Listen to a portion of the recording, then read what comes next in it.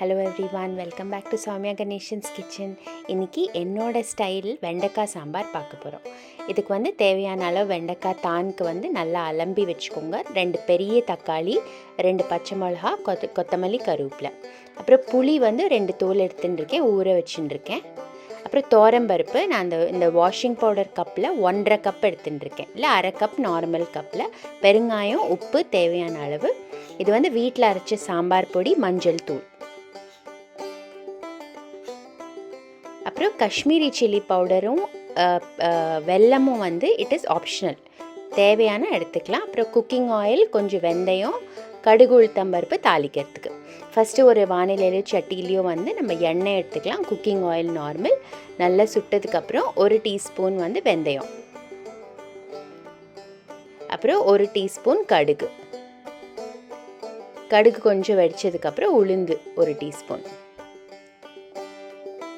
கடுகு நல்லா வெடித்து லைட்டாக உளுந்து கலர் வந்ததுக்கப்புறம் பெருங்காயம், நான் தூள் பெருங்காயம் எடுத்துட்டுருக்கேன், டோட்டலாக பவுடர் இல்லாமல் கொஞ்சம் கரகரப்பாக இருக்கிற பெருங்காயம். நீங்கள் கட்டி பெருங்காயம் கூட போட்டுக்கலாம், தேவையான அளவு. அப்புறம் நம்ம கருவேப்பிலை கிள்ளி போட்டுக்கிறேன். அப்புறம் நம்ம கட் பண்ணி வச்சுருக்கிற தான் மாதிரி ஒரு அரை அளவு நீளமாக வந்து வெண்டைக்காயை நம்ம ஃபஸ்ட்டு வந்து எண்ணெயில் கொஞ்சம் ஃப்ரை பண்ணிட்டா நல்ல ஃப்ளேவர் கிடைக்கும்.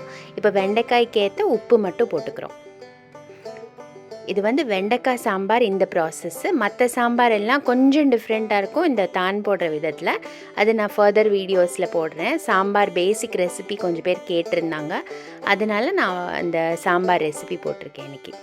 இந்த வெண்டைக்காய் வந்து இந்த ஆயில் இப்போ சிம்மில் வச்சுக்கோங்க அடுப்பை, ஏன்னா அந்த கடுகு உளுத்தம்பருப்புலாம் கருகிரும். அதனால் இந்த மாதிரி லைட்டாக கலர் மாறுற வரைக்கும் நம்ம வெண்டைக்காய் வதக்கிக்கலாம். ரொம்ப வேகணும்னு இல்லை. அதுக்கப்புறம் பச்சை மிளகா, அப்புறம் தக்காளி சிம்மில் இருக்கட்டும் அடுப்பு. இந்த தக்காளி வந்து நல்லா சாஃப்ட் ஆகணும், அப்போ தான் நம்மளுக்கு வந்து நல்லா சாம்பாரில் கரைஞ்ச மாதிரி ஆகும், இல்லைன்னா அப்படியே முழுசாக நிற்கும். அதனால் கொஞ்சம் அந்த உருவம் மாறுற வரைக்கும் நல்லபடியாக அது சாஃப்ட் ஆகிற வரைக்கும் வதக்கிக்கலாம். அப்புறம் மஞ்சள் தூள், அப்புறம் உப்பு, தக்காளிக்கு ஏற்ற உப்பு மட்டும். நான் கொஞ்சம் அந்த காய்கறிக்கு மட்டும் போட்டுக்கிறேன். அப்புறம் நம்ம புளி தண்ணி விட்டதுக்கப்புறம் ஃபுல் உப்பு எவ்வளோ வேணுமோ போட்டுக்கலாம். அந்த தக்காளியும் கொஞ்சம் சாஃப்ட் ஆகட்டும் நல்லா. இந்த மாதிரி வெண்டைக்காய் ஃபுல்லாக வெந்திருக்கணும்னு அவசியம் இல்லை, கொஞ்சம் அந்த ஸ்கின் மட்டும் ரோஸ்ட் ஆனால் நல்லாயிருக்கும். இப்போ வந்து நம்ம கரைச்சி வச்சுருக்கிற புளி தண்ணி. புளிப்பு உங்களுக்கு ஏற்ற மாதிரி, உங்கள் ஃபேமிலிக்கு எவ்வளோ புளிப்பு நீங்கள் சாப்பிடுவீங்க. கொஞ்சம் பேர் கம்மியாக சாப்பிடுவா, கொஞ்சம் பேர் புளிப்பு அதிகமாக கேட்பாங்க.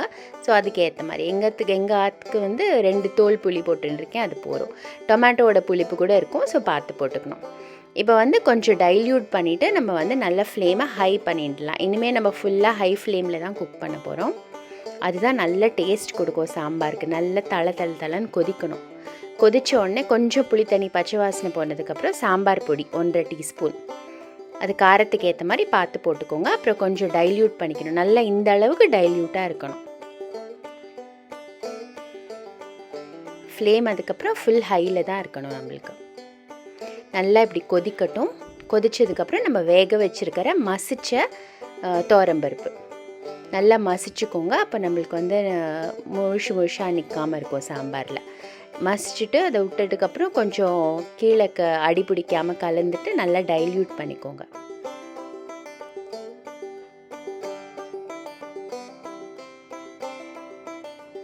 நல்லா இந்த அளவுக்கு டைல்யூட்டடாக இருக்கணும். அது நல்லா கொதிக்க அந்த தோரம்பருப்போட பச்சை வாசனையும் போகும், ப்ளஸ் நம்மளுக்கு திக்கனும் ஆகும் சாம்பார். ஸோ இந்த அளவுக்கு டைல்யூட்டடாகவே இருக்கட்டும்.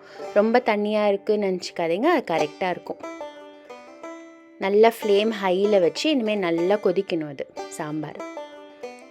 அப்புறம் உப்பு, இப்போ வந்து நம்மளுக்கு டோட்டல் குவான்டிட்டி இது இல்லையா, கொஞ்சம் தான் குறையும். ஸோ அதுக்கேற்ற மாதிரி நீங்கள் பார்த்து உப்பு போட்டுக்கலாம்.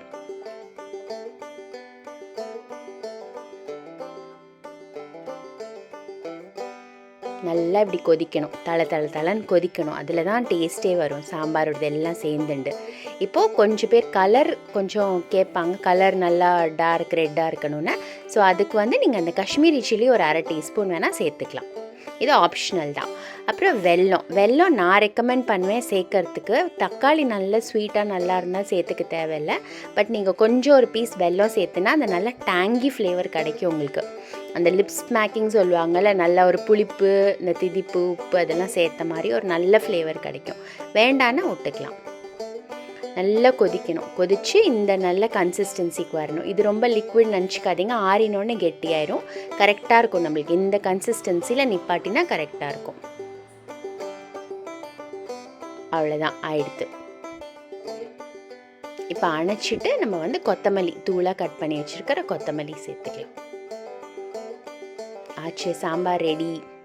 இது டைல்யூட் ஆனால் இன்னும் கொஞ்சம் திக்காக இருக்கும், கரெக்டாக இருக்கும் உங்களுக்கு. இது என்னோடய ஸ்டைல் சாம்பார். எங்கள் ஆத்தில் இது இந்த மாதிரி தான் பண்ணுவேன். பிடிச்சிருந்தா ட்ரை பண்ணி பாருங்கள். தேங்க்யூ.